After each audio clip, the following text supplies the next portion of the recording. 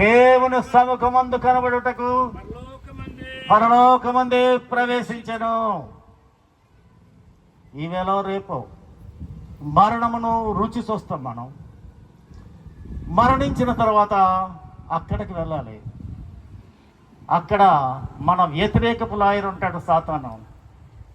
నా పేరు షడ్రక్, నువ్వు పరలోకంలో రావడానికి నువ్వు అర్హుడు కాదు, నువ్వు మోసం చేసావు, ఇది చేసావు, అది చేసావు అంటాడు.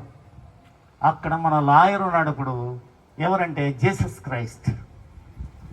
మన లాయరు తన రక్తముతోటి మన పాపముల నుండి మనల్ని విమోచించుకుని మనల్ని తన బిడ్డగా విశ్వాసిగా కొనుక్కున్నాడు.